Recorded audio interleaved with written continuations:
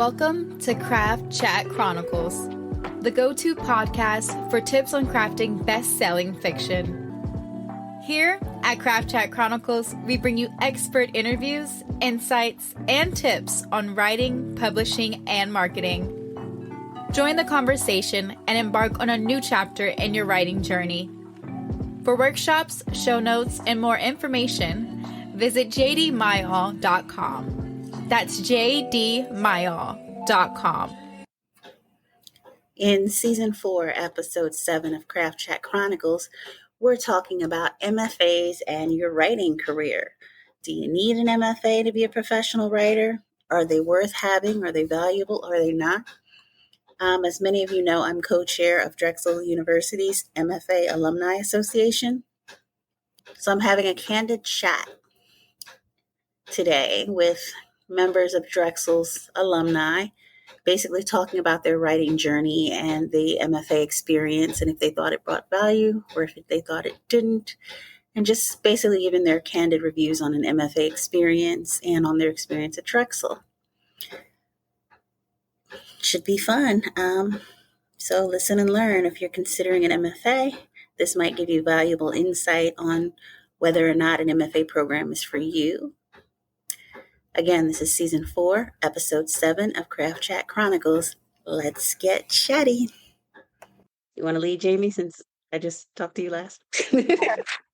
I've always been writing. I was an English teacher, taught English, high school English, and then I taught English composition, and always thought about writing. And when my kids were little, I did a lot of writing always throughout my life. But then when my kids were little, I used to write novels for fun, and it would just be a way to escape being stuck at home all day. Not that I didn't love it, but there were moments I needed some intellectual stimulation. So I would start writing stories. And then I really had this one idea that became my first novel, and then I wanted to do it justice. So that's when I started looking at programs, and that's what brought me to Drexel's.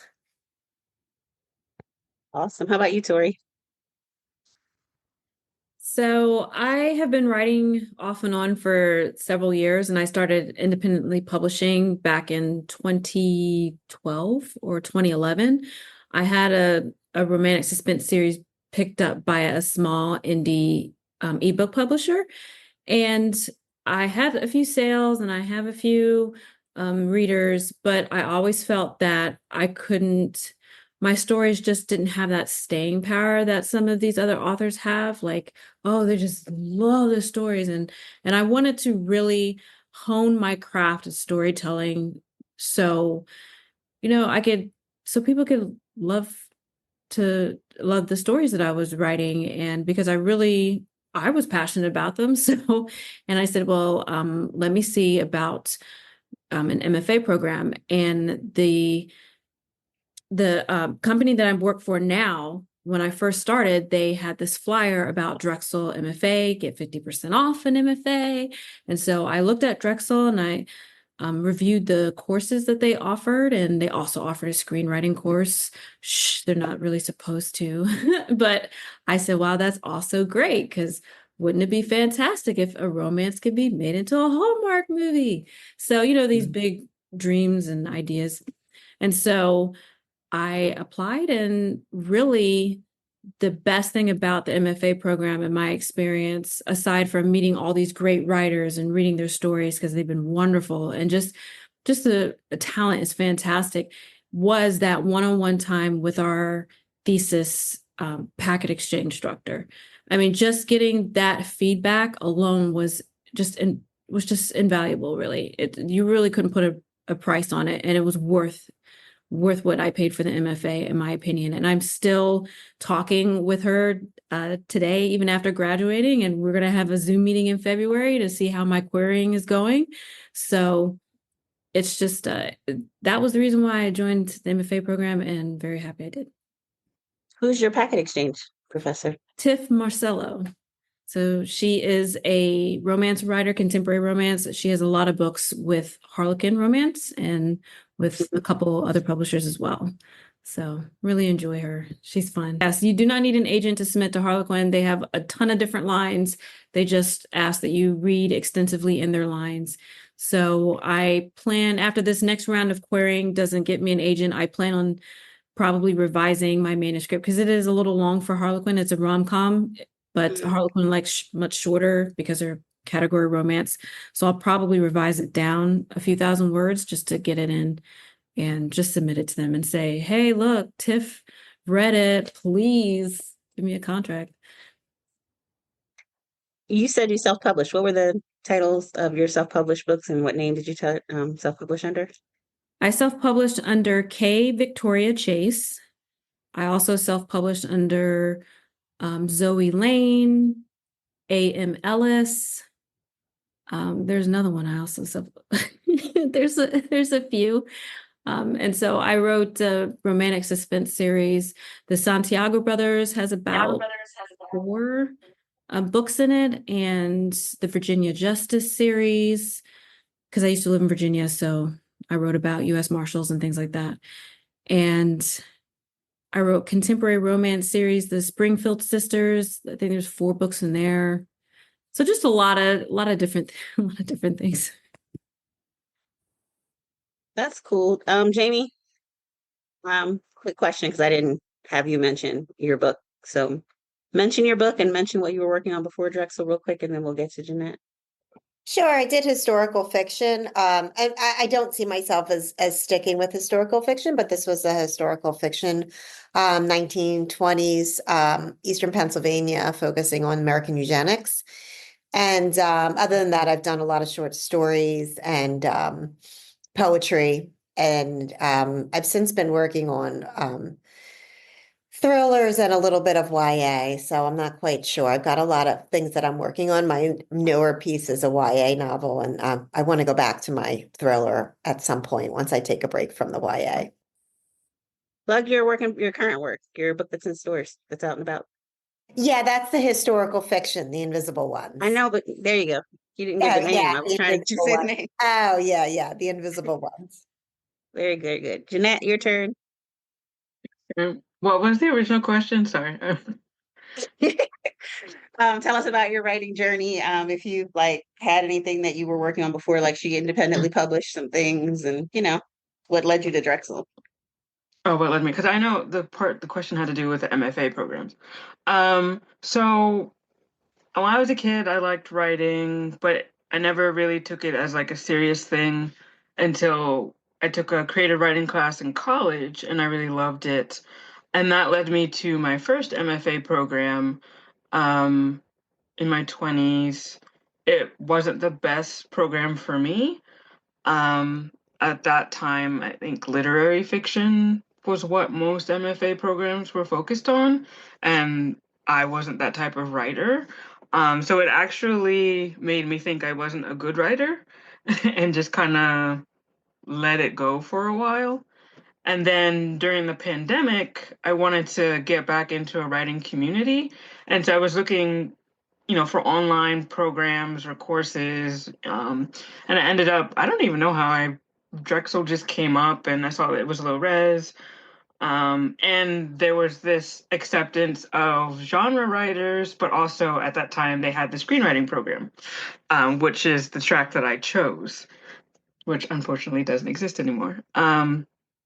And yeah, it was great to be able to have the screenwriting cohort, but also get to know people who are genre writers like you. You're a fantasy writer, and it actually helped me with my writing and being able to read and learn what other people were doing and understand, oh, I wasn't a bad writer. I was just into something else. That's championed in Drexel's program. So going from there. I'm a screenwriter, so I don't really have anything published, but I'm working on one fantasy screenplay and the other one I'm trying to figure out what it is. But it takes place in South Korea. That's cool. That is very, very cool. Yeah, if I may, I want to piggyback off what Jenette said. That's another reason why Drexel appealed to me is because of the genre fiction and the different types of courses that they had that wasn't specifically on literary. They had short fiction and, pretty editing, which is something that I do in my day job. So, yeah. You know what's cool to me about the program? With it being a new program, they're still like figuring it out and adding things. So it's like I look at a lot of the classes that you guys have now, and I'm like, man, I didn't get that. I would love that. um, Yeah, they're super what brought me flexible to too. very true. What brought me to Drexel was the same thing that brought you, Tori. I saw the ad. I think I was on Twitter and they had the ad for the 50% off. And then I was like, ooh, because it was COVID and everybody was at home and then you couldn't go anywhere or do anything. So I was like, well, I might as well, go to school and this time study something I actually have been doing since I was a child, writing, and I've been researching writing for years already. So I just wanted the degree and the networking opportunity to meet people and stuff. What were your goals when you started Drexel and how have they changed now?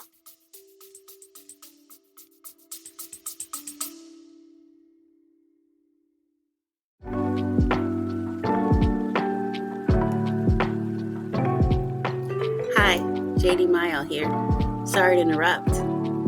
I wanted to thank you for tuning in and to let you know that this episode of Craft Chat Chronicles has been brought to you by Heart's Gambit, my debut novel.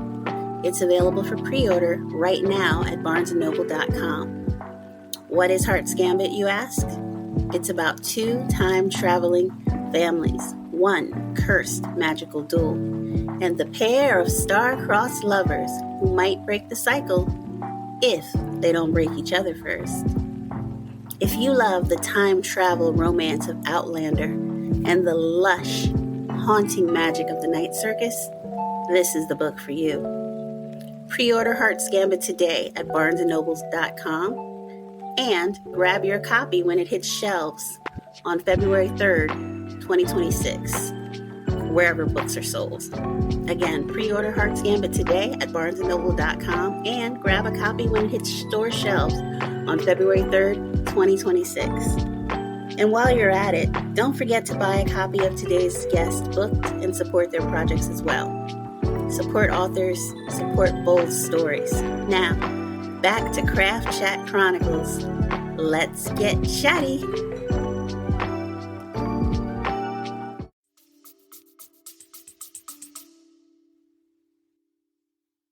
I can start. Goals were to improve the craft and actually get an agent, long-term traditional contract. I'm still probably going to self-publish because I also want to do horror, which is what I'm working on with my screenplay. But those are my goals, and I guess it's still in progress. I guess for me, I was very much focused on, becoming a screenwriter for a TV show, and there was an LA residency that we were going to have, so I was interested in going to LA and networking and all of that.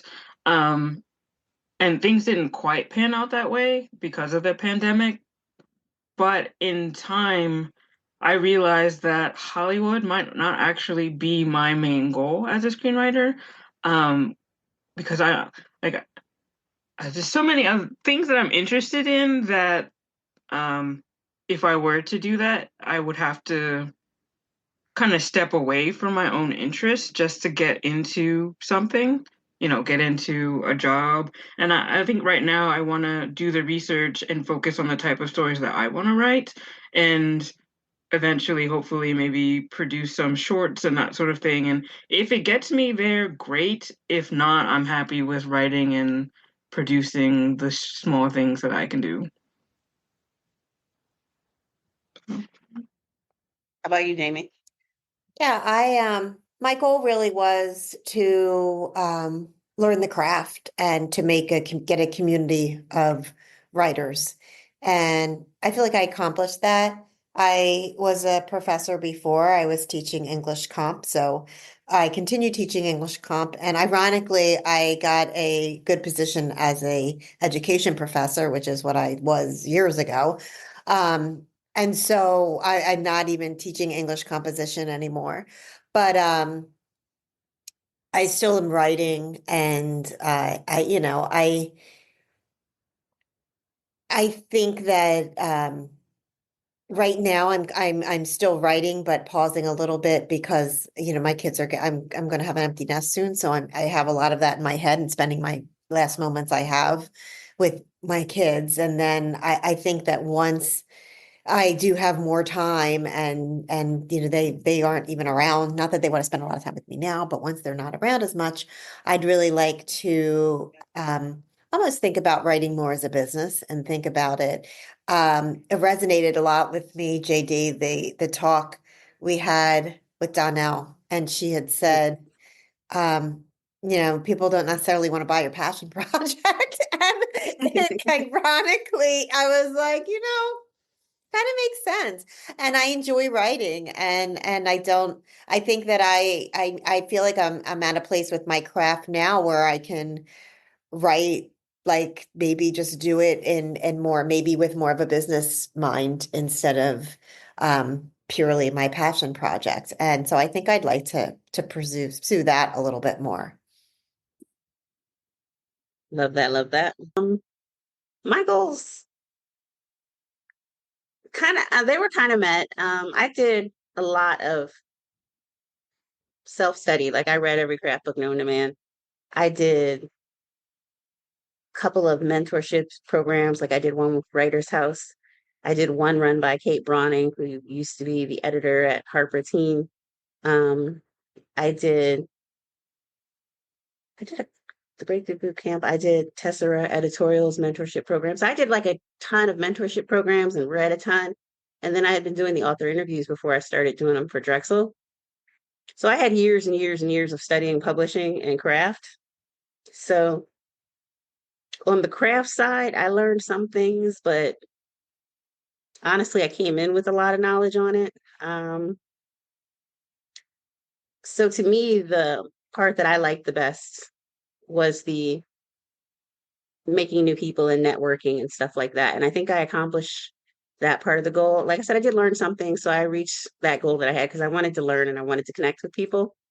I think I kind of reached both goals. My mentor, Sadiqa Johnson, is going to be giving me a blurb for my book. So definitely keep in contact with the mentors. So, you know what I mean?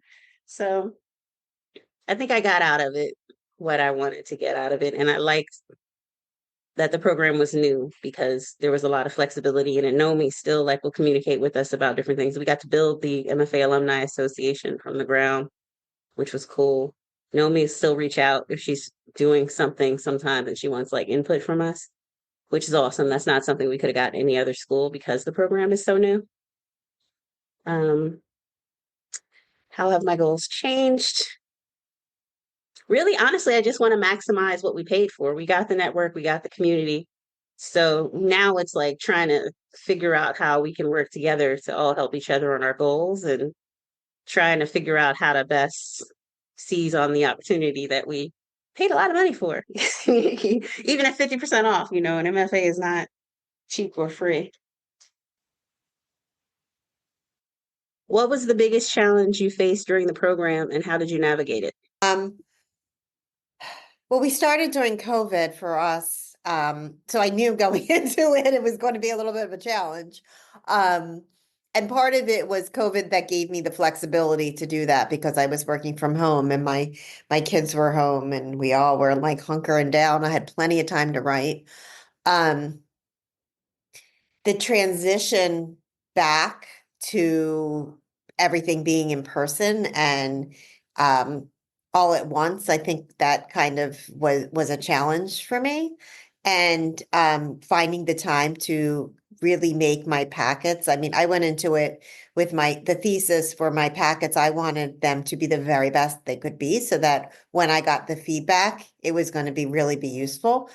And finding the time to do that was tough. Mine was the same. The biggest challenge for me was when we went back on campus because, like you, I was the COVID year. So everything was Zoom and everything was at home. And I'm a homebody, so I loved it, the pieces. And then when we went in for going back for that last semester, I felt so strange. I saw this in the the silver dragons. Like, I felt so strange going back because they have the graduate classes on campus with the regular classes. So I'm walking around Drexel and there's like people who are my daughter's age, my 20-year-old age, and I'm looking around feeling old as hell. I've been going online. So you don't need your student ID or anything. So I didn't even know I was going to need it to get in the buildings. I'm trying to get in the class and I can't figure out how to get in the buildings. These two girls show me and they're like laughing because I couldn't figure it out. So I finally get in, I go to my class. I go to the food truck afterwards to get something to eat. And he's like, "Oh, I need your Drexel Dragons card." I'm like, "What? I don't have that." And then some guy's like, "Oh, I'll buy her sandwich. She's probably a professor or something." Not, I'm old. I'm the teacher. I'm here to learn. How I dare get in they? the You should car. put them in a story. I know, right? I get in the car. I'm driving home and there's a red light and I fell asleep. I was managing a hotel at the time, so I'd been doing a lot of late nights at work. I fell asleep at the red light. Somebody honks to wake me up. So I get home and I'm hysterical crying to my daughter. I'm like, "I'm never going back. No, this is for me." Ah. And she's like, "Ma, you're going back." She's like, "If not, I'm going to demand my childhood because I didn't babysit and help you get through school for you to quit now." She was like, "I'm going to demand my childhood back." And I went back in there and got the degree and here we are. But yeah, that was the hardest part to me, getting used to being on campus. How about you, Tori? Didi, you're not old. I mean, I don't know how old you are, but you don't look or sound old. So, Thank you. um, I didn't find anything to be particularly challenging at all. No, I just I didn't have any major challenges. If I had to pick one, so when I came in, they stopped doing the screenwriting program. And so I asked about a class because they ask us, every year, what classes do you want? And no, there was some friction there with Nomi wanting to bring in a class because she said this isn't a screenwriting program. I'm like, I understand that, but it's also, you can tie that into writing, and a lot of novelists actually write their screenplays as well, or write scripts based on their works. So I a little bit of begging her, and she brought in a professor, and so it ended up well at the end. But other than that, there really wasn't anything that I found to be challenging. It is a new program, so there are going to be some, bumps and them trying to figure things out, and, just go with it. So I know that's not helpful, but. No, it's helpful. I've been thinking about what am I going to say as everyone else is talking.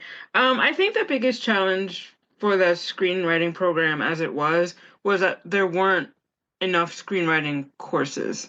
Because most of the courses we took were the classes that you all took, which didn't pertain to us. Some of it was helpful, but we could have had similar classes that had to do with screenplays. One of our questions, why can't we have this exact same class but break down scripts? Because that's what would have been helpful for us. And there weren't as many options. There was, just before we graduated, I think it was that last semester where we were working on the thesis, and you needed like one more elective, and there wasn't a class for us. So we were like, so what are we supposed to do? And then somebody suggested something, and they were able to put it together. But yeah, but I think that's some of those reasons are probably why the program doesn't exist anymore. Well, at least they have the class again. Yeah, who's teaching that one, or who taught that one? Yeah, so it was taught last year in the springtime. It was by Lex Fusco. Okay. Did she teach with Drexel before? I don't think so.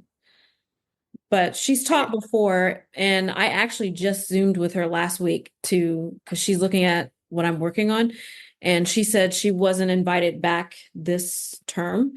So, and there was a little bit of a issue in the beginning with the course, but the people who stuck around and actually did the course, the issue was people thought it was, when they looked at the syllabus, they thought it was way too much work. And I gotta say, I think we were spoiled with with what the work that we actually had to produce for the program. Not saying it wasn't a lot of work, but compared to what Lex wanted, she said, this is a, screenplay 101. This is the amount of work we did even in our bachelor's for 101. And so she had to chop that down because people were not happy with the amount of work they had to produce. What was the work? The work was just, having to produce something. I think every couple weeks we had to have pages in, and, we're used to producing something once a month, maybe answering a couple questions on the bulletin board or whatever the board was, the blackboard, maybe once a week, once every couple of weeks. So, yeah, but the people who stuck around for the course, really enjoyed it. And our Zooms were very lively. So she was a great instructor, very funny. And yeah, I think that was the only issue, was the work that she had put in was just, it was giving people anxiety because it reminded them of their BA days. You know what? I would recommend to people who are considering an MFA program to have your thesis project done, because that's what I did. I took a book that I had already written and edited as much as I possibly could on my own to have Drexel's program help me with it to get it over the line. Because, like you said, if you have to race to rush, then you're not going to produce your best work because you're trying to rush to get it in. And if you're rushing to get it in, then you're going to probably be getting a lot of feedback that, wouldn't you rather have the deep, substantial feedback that's going to help improve your idea, your document, rather than just the window dressing stuff that you could have figured out on your own? So to Yeah, me, it was just, if you have it done at first, you can get deeper, more meaningful feedback because you got all the little stuff out the way. that's exactly what I did too, JD. I finished my whole novel was done before I started the program. And then the first year I did short stories with my packet exchange to get my craft down. And then I set it aside and just rewrote my whole book, but I had already done a couple drafts. Like, it was finished. I just was, Mm-hmm. I was making it better, but I don't know how you would really start it's not wise to start something from scratch if that's going to be your thesis. I think A lot of people do, though, because I heard somebody else in a meeting we had previous before talking about how they were doing it that way. But that's hard because, that's hard because then you got to try to make sure you're getting your rewrites and stuff in time and whatever. And, especially if you're not that experienced, right? If you have, like Tori, it sounds like you have a lot of books under your belt. I didn't have that many. And so for me, I needed to do more rewrites than maybe I will hopefully in another couple of years. More than I think I do now. I needed to do then. But I think starting from scratch has really got to be, because you don't then get the best feedback, because you're getting feedback on probably stuff that you like. I don't want proofreading feedback or copy editing, or even basic story. You want to get down to the Right. nitty gritty when you're You want to talking get to the like real developmental notes. developmental and Yeah. I did the same thing. I came in with a book, and then I ended up rewriting the whole thing, and it ended up being utterly different than what I had brought in. And I started rewriting it, I think 3 times. And when I was in the MFA program, so I must have written like 200,000 words. I mean, it was so much work. And I finished it after the programs. I stayed with the thesis instructor even beyond graduation to finish it. So, yeah, it was a lot of work, but yeah, I agree. I think if you come in with at least an idea, if you know it really well, instead of starting from scratch. And there are a couple people who started from scratch and finished their novel during the program, because that's one of their goals, was to finish it. There is a course that you can take that will get you to 50,000 words at least if you were writing that short of a novel. And a lot of them took that course in order to finish the novel before they went into working with their thesis instructor. So if you had a friend that was considering an MFA program, what would you tell them are the pros and cons? Pros are, number one pro for me, I've already mentioned, it was the packet exchange instructor. That's the pro. Especially if you go in with something already written, you'll get matched with someone who probably is in your genre or knows it really well and is a published author. So that's definitely a pro. A con would probably be the class types or the types of classes that are being offered and when they're being offered. There's, sometimes you might not get what you actually wanted, but they're always taking, another pro is they're always taking feedback on what classes that you want to see, and they'll find an instructor. So I would say as early as possible, if you're looking at the program and you see some courses online, but maybe there's something else that you want to take, like maybe there's not a genre that's represented in the courses that they've had in the past, I would recommend reaching out to Nomi and asking if this is a type of course that you can get, and it probably would be one. So. How about you, Jenette? Are you asking about MFA programs or in general or Drexel's In general. MFA? Pros is definitely like networking and meeting like-minded writers. You can, I have a lot of friends that I can talk to from both of the programs that I've done. And then there's, I think, learning craft, particularly in this MFA program, was really helpful.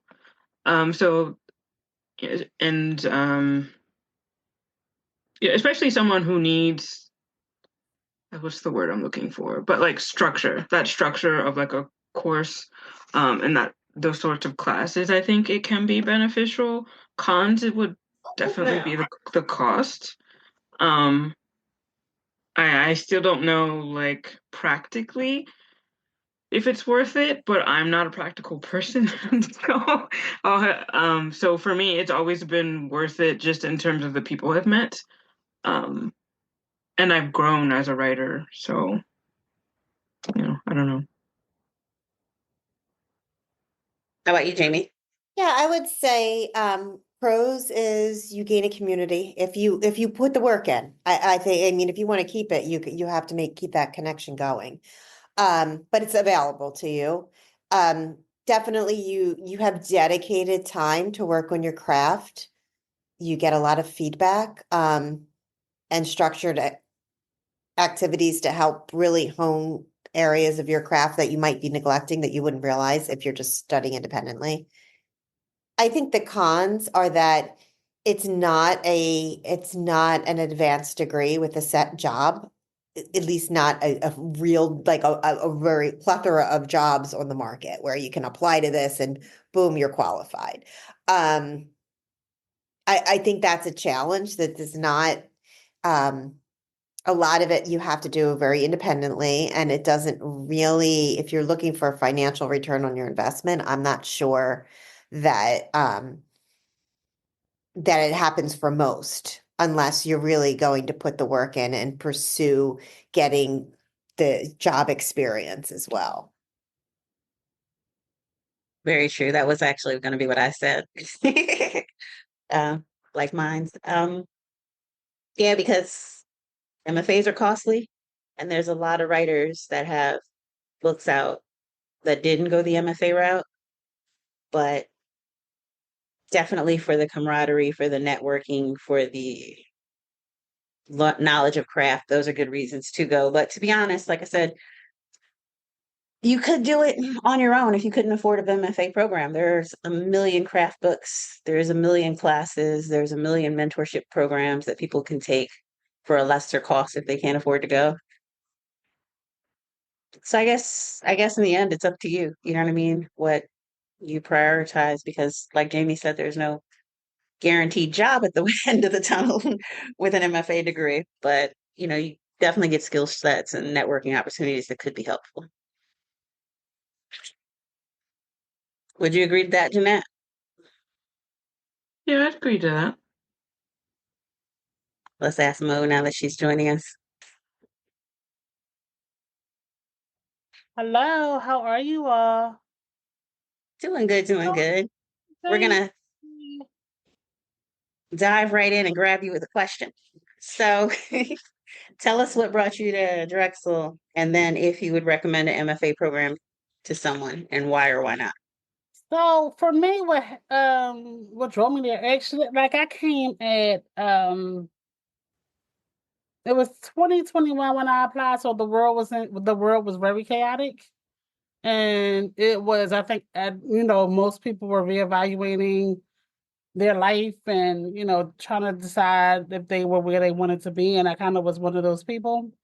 And, it was kind of like I knew I always wanted to write, but wasn't writing. And it was just that time for me. And actually, I started looking for programs. And I happened to, I was looking at the major ones, of course, the Iowas and the Temple, Michigan had one, Wisconsin. I had been looking, and actually it was an ad in the Writer's Digest about Drexels. And it was new, and it was the residency, and it was Drexel, and it was like perfect, Was it the 50% off ad? It was the 50% off. Yeah. And so that's what sucker. that's what drove me. And it was also like I liked the fact that the instructors or professors were, actual award, or best published authors who are published, credible, just they came very credentialed. And that was important. And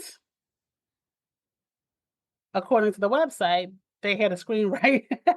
They had a screenwriting aspect to it. Like, hey, I'm not gonna act like that wasn't a big draw. Like, it was almost like everything that I could have actually wanted in a program. So, that's what drew me there.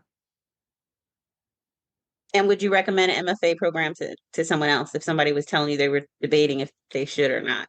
What are the pros and cons you'd give them? And would you recommend it? A Drexel period or just an MFA program? MFA program. I don't really have, I don't know if that's a good question for me, because I really don't have a con to an MFA program. I think that if you're looking for, you want the space to actually write, the time to write. If you need to, hone the craft, if you're seriously, you're seriously considering, wanting to, write for a living, it's a yes for me. A con of MFA program, I don't know. I don't have any. Like, the only con for me is not my story. I mean, unless you have a community that's of, I don't know the word I'm looking for. If you have a community of, and I'm using this for lack of a better one, reputable, writers that you trust, that's publishing, that's doing the work, and the that's doing the work, that's inside already, then I might say, hey, why do you need an MFA program? If, like, you had for yourself, had been already sort of studying on your own for a decade, I don't know if I would suggest that you take a full-fledged program. Maybe some classes that may interest you in your course of development. But what an MFA offers, I think, which is very important, is a writing a community of serious writers. True. And feedback. You can't get feedback when you self-study unless you pay for it. Or you could get beta readers, but again, you need a community of writers, because otherwise they might be giving you feedback that's not helpful, Right. Like one of my early beta readers, and she was really great at some aspects of story, but she was really off my mark with others. And I didn't know it then because I was too naive in my writing. But like in one of the stories I was reading, she was really loving the grandmother character. She's like, oh, you should focus more on her. But I was writing YA. Teens don't want to read about your grandma. The grandmas are the accessory to the story, but the young protagonist is the star. You know what I mean? So sometimes if you have the wrong people reading for you, they can hurt the piece more than they help. I did the TA program, and before that I had been teaching at community college. So I transferred from there. I went to Drexel. So I was teaching at Drexel and the classes were really mostly paying for the courses. So it was kind of a wash there. Um, and that was a big incentive for me going because I was able to cover the cost of my tuition by teaching. And then I think the experience of teaching there led to my position at Rowan where I am now. I think at least helped. I had experience that definitely helped with that. But it gave me also the confidence to be like, all right, I want to do this on a more permanent basis. And so then I switched over. I only ended up actually teaching 1 year in the TA program and then I left for my other job. But it covered the costs of the program for me. So it was, I definitely felt like it was worth it. And then I just everything I got out of it in the community and those of us who, are really working to keep together the programming and stuff, I think it's still beneficial. I've gained long-term friendships out of it. And I did improve my craft. I do wish that I had done it the way Jamie did, going as a TA. I mean, for the same reasons for her. Like, it definitely would have been definitely more helpful because even though it's a terminal degree, it's difficult getting into colleges nowadays. Like extremely difficult. So that was a direction I really wanted to go. And there's a great possibility, not 100%, but there's a great chance that I would have been able to transition into that space. And I gone in as a teaching assistant, even if it was just teaching a class or two at Drexel to start. So, and on top of that, like she said, it sort of paid for itself. So that was pretty like a cool double benefit.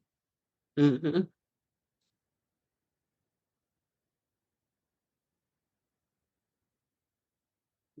What was your biggest surprise throughout the process?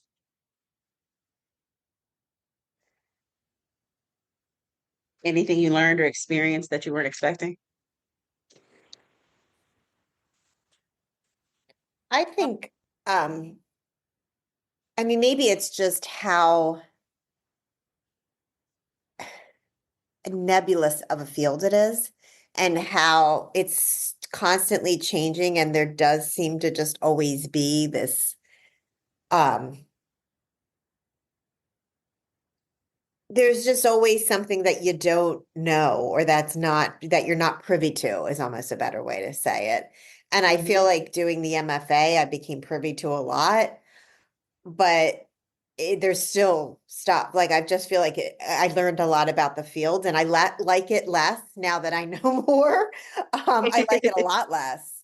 And and maybe that's just life and growing up and realizing that things are that it's not there are no even playing fields and it's a very much who industry more so than I think I anticipated and the pay structures do not really benefit creatives and so I guess like that all of that I did learn throughout the process of the program and graduating but I think that was really the biggest surprise for me. Very true. And to piggyback off of that, I was going to say I was surprised at just how much I didn't know, about everything, about the craft, about the business, because even, and I've talked to people who've done different MFA programs, and there is still to this day not much emphasis put on the business aspect. And that was the thing that I really did like about Drexel. It's like from the very first class to the last, there was always that business of publishing, that aspect tied in there. But just how one to understand that it is a business and then what type of business it is actually elitist. It's actually very elitist. And I guess that goes back to, writing. I mean, reading and writing, we take so for granted today. But, 70, 80 years ago, it was actually a luxury for the rich, you know? So it was always elitist. And you just that was very eye-opening. And like, is you have to know, but it's also much more important who you know. So that was the surprising thing to learn for me. Just how elitist it is. But as Jamie said, that's life, It was like you have to I know during landmines and figure out, how to get into space and get to what you want. True. I know during COVID, everything was more remote, so that made it a little bit better because most of publishing is in New York or LA, which are ridiculously expensive. And then to get internships to break in if you wanted to be on the business side of it, a lot of them don't pay or pay very little. So back to your point about elitism, they, expect that you can afford to just live in one of the most expensive cities in the world. $40,000 and get paid peanuts. And work for free. Yeah. $40,000. You're not paid anything. And then here, I'll give you $2 for your book per book and we'll mark it, it is just insane. Yeah. But hopefully, since they started, like the internships that I mentioned, a lot of them were online. And that was like during COVID. And a lot of those were online at the time because of COVID. So hopefully they still offer a lot of things online that way. So the people who can't afford to live up there can still experience it. Let's see. Mo, you missed this question, so I'm going to ask you. What was the biggest challenge you faced during the program and how did you navigate it? So the biggest challenge for me was working full-time, and trying to work on my packet exchanges. That was pretty brutal. That was pretty brutal. I mean, because you're talking about, attempting to do that first draft, and I think everyone's intention was to have at least have a complete draft, just that first draft by the end of the program, and taking advantage of the fact that you had, this exchange with an author, and just trying to fit my life into that and work and writing out pretty much a book was challenging. Is anybody doing anything as far as like querying or anything, have any projects planned with their MFA thesis?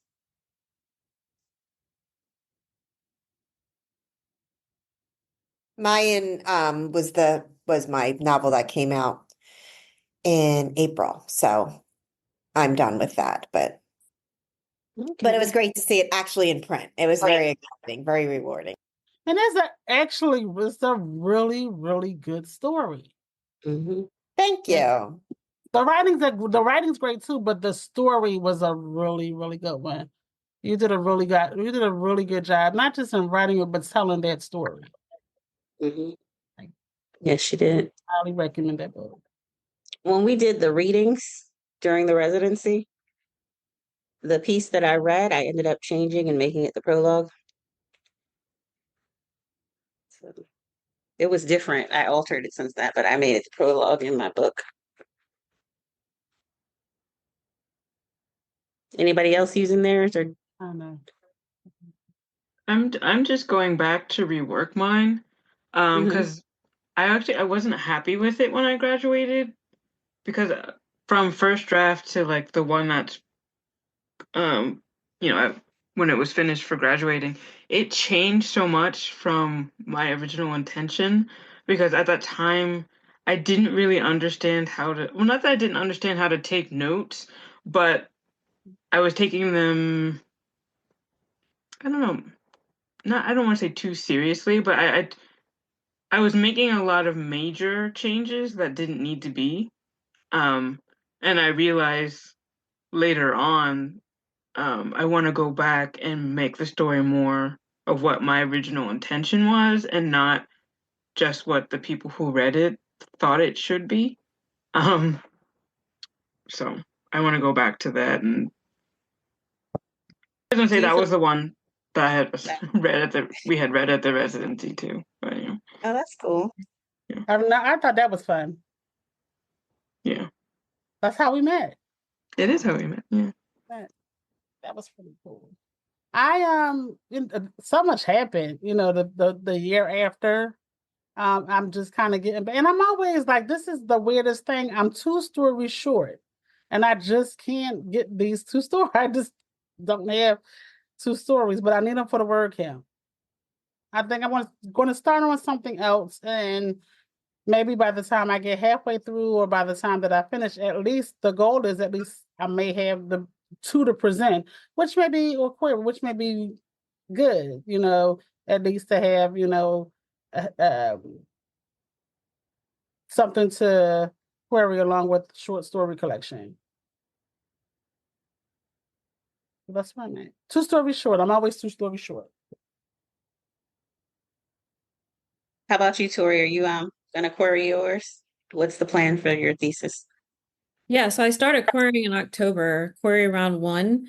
I sent out 12 queries, and I got rejected on all of them. There were 4 or 5 of them that I did not hear back from. And then I got like the rest of them were form rejects right off the bat. So one of them I think was in an hour. It was like, good grief.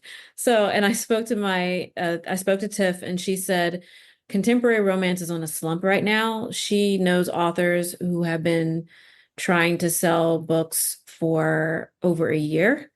And she just had her 3-book deal announced in Publisher Marketplace. She said it took her 7 months to sell that and I think it's to Harlequin.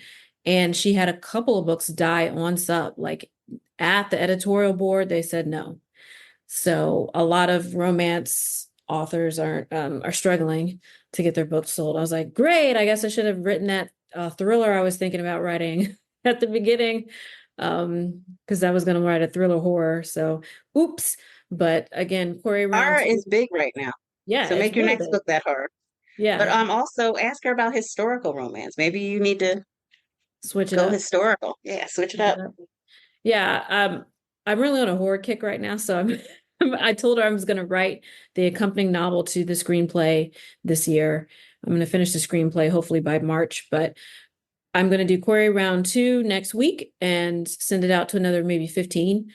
And then, and one of the agents that reviewed our pitches asked for the manuscript. So I'm going to send it to her in that round and see what she says. And then if I don't get an agent, I will send it to small presses for the next round. Because I really don't want to redo it for Harlequin. I would rather, have it published the way it is, the length it is now. But if I have to, then I'll rework it for Harlequin, and then I'll shelve it. And If I were you, I would submit to the one that requested it last. Only because not completely last, because before the small presses. But the only reason I'm saying last is because if you get feedback from the other agents that reject it, they might give you some feedback that might help you revise or tweak it a little bit before you send it off to them. You know what I mean? Sometimes they give you a little information. Go ahead, Mom. I was going to say, you may want to think about contests. Submitting to contests. That's true. They used to have a lot of Twitter contests and stuff like that. You can look in the marketplace. What is it? The novel marketplace, and they have a slew of contests. Okay, I'll look that up. I have a Twitter handle, but I'm not on Twitter. Like the only social media I do is like Instagram. And I barely do that. Yes. I'm on Instagram. I have a Twitter, but I haven't been on Twitter really in a long time since they took the guardrails off and people can say whatever. It's been less fun.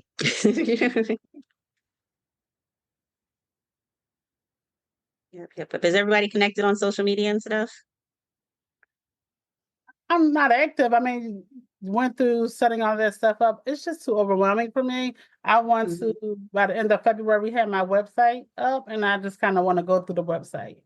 If it's just about somebody, them being able to contact you. I'd rather them be able to contact me through the website. But social media is just way too overwhelming. Mm-hmm. And if I do anything, I'm old. I am going to stick with Facebook, and I'm going to do a Facebook business page, like there's an author's page, Mm-hmm. because at least with Facebook, you can schedule stuff ahead of time, and kind of go back in and check it. I'm thinking about maybe paying my granddaughter to respond to operate the social media part, and that's that. But I just don't like it. Okay. It's overwhelming to my spirit. All right. So, in closing, what would you guys like to say that anybody that happens to watch this and they're considering an MFA and specifically a Drexel MFA? Talk to both. Know your why. Know your why. Know your budget. And have realistic expectations. I like that. How about you, Tori? Take it when it's on discount. Like we all did. Make sure if you have suggestions and comments and concerns, go ahead and reach out to Nomi because she's very personable and she'll listen to them. Also have a book idea or a story written if you want to work on with your packet exchange instructor. I do think that's helpful. Or take the the novel course that they have where you write out the novel if you're doing a novel. And always yeah, I didn't do the class because I already had one, the book finished, but always come to the Poconos for the writing retreat because that's where the magic happens. Absolutely. And join your alumni stuff. That way you can stay fresh in the minds of the professors and the people there. So when you're ready to network, when your book's coming out and you want them to help promote you, you have those contacts. You're not just a face that's lost in the abyss, keep in contact with everybody and keep in contact with your community because you're going to need them. When the program ends, you're still going to need feedback and reads and all kind of good stuff and good information. If everybody's reaching toward the same goal, somebody will eventually make it. And, that person might be the one to help you up and help you in. Yeah. That wraps up today's Craft Chat Chronicles with JD Mayor. Thanks for joining us. If you liked the episode, please comment, subscribe, and share. For show notes, writing workshops, and tips, head to jdmayor.com. That's jdmayor.com.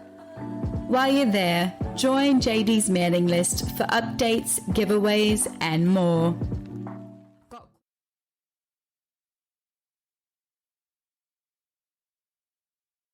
Are you struggling to keep your writing organized? Trust me, I've been there.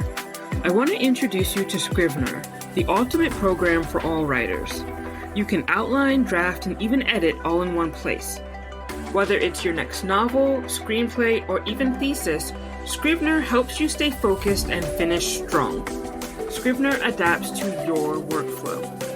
From your first draft to the final edit, it's a writer's secret weapon. Click on the link below and get started on your Scrivener writing journey today.